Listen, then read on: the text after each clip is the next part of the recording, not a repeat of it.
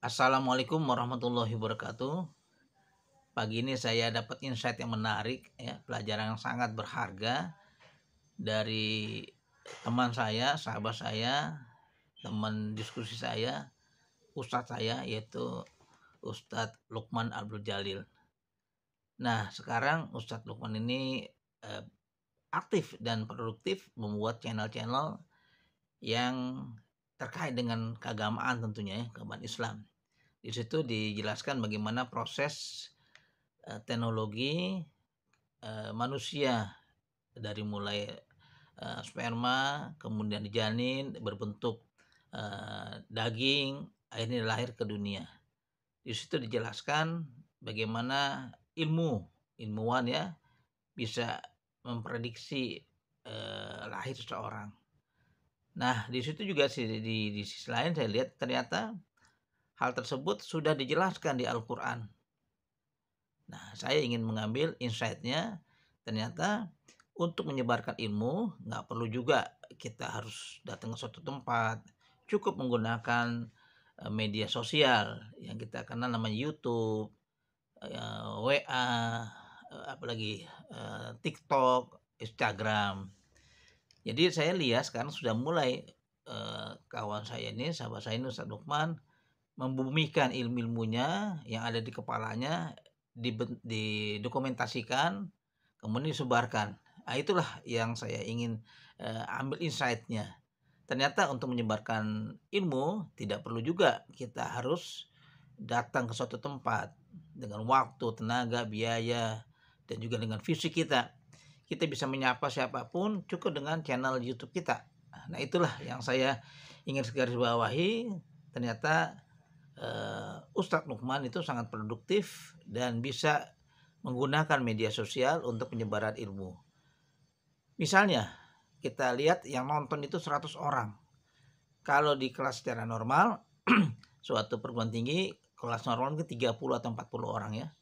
Berarti sudah dua kelas itu. Dia bisa memberikan ilmunya.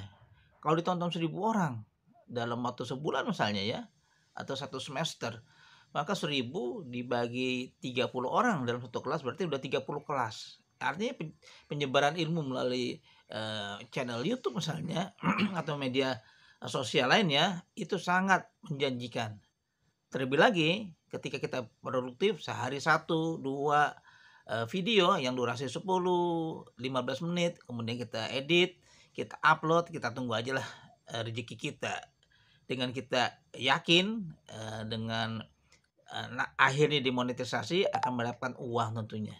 Nah, perlu juga dicatat ya, ternyata umur biologis kita lebih pendek daripada umur karya kita. Artinya apa? Artinya setelah kita pintar dari sekolah, misalnya dari perguruan tinggi S1, S2, S3, dokter, profesor, ketika kita meninggal menjadi almarhum misalnya, selesai, hilang ilmunya. Nggak ada lagi kan, tidak mungkin kembali ke dunia. Hilanglah satu khasanah keilmuan dari seorang ilmuwan tersebut. Tetapi ketika direkam, ketika dijadikan audio, ketika dijadikan buku, maka akan abadi. Jadi umur biologis lebih pendek daripada umur karya. Kita bisa lihatlah karya-karya Hamka misalnya dengan buku tafsir Al-Azhar misalnya, itu masih ada abadi. Sementara Buya Hamka sudah tidak ada lagi di bumi. Begitu juga pemikiran-pemikiran Soekarno di bawah bendera revolusi. Maka kita bisa yakini ketika pemikiran kita, gagasan kita, ide kita tuangkan di dalam media, sekarang ini media YouTube, maka akan abadi, bisa diwariskan, bisa disebarluaskan seluruh dunia. Jadi wawasan kita yang tadi kita hanya satu lokal bisa mendunia seperti itu. Sehingga karya-karya kita akan abadi dan terekam dengan baik. Bagaimana kalau kita lihat pemikiran-pemikiran Tan Malaka misalnya, Soekarno, Hatta, Syahrir, siapa lagi ilmuwan lainnya di dunia ya, itu sangat sangat abadi ketika dibentuk dengan fisik ya. Sekarang dunia teknologi, maka kita ikutilah teknologi itu untuk kita mendokumentasikan pemikiran kita, membuat, rak-rak pemikiran kita, laci-laci pemikiran kita yang tadi dirak berbentuk buku, sekarang kita, alihkan ke media sosial yaitu YouTube. Nah, itulah yang saya bisa, eee, jelaskan insight pagi ini dari guru saya, Ustadz Lukman Abdul Jalil, sudah mulai me menambah khasanah keilmuan.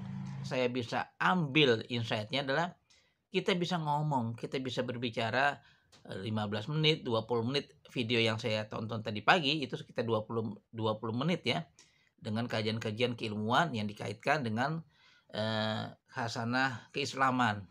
Jadi itu bisa menyebar luas ilmu tersebut. Ditambah lagi kalau kita lihat dengan ketentuan YouTube ada namanya monetisasi. Bisa mendapatkan uang dari tersebut, dari produktivitas, tersebut ya. Saya hanya mengucapkan selamat Ustadz Lukman dengan produktifnya usia biologis akan lebih pendek daripada usia karya atau usia produktif.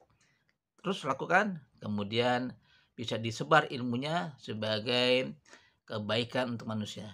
Khairunas anfaulinas katanya, manusia yang baik adalah manusia yang berguna buat diri sendiri dan buat orang lain.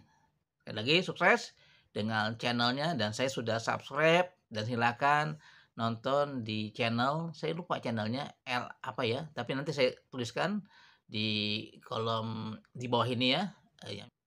Silakan nanti dilihat di YouTube Ustadz Lukman dan kita bisa belajar banyak mengenai keilmuan Islam dan juga hal-hal yang terkait dengan perspektif keagamaan. Lanjutkan Ustadz Lukman, terima kasih. Assalamualaikum warahmatullahi wabarakatuh.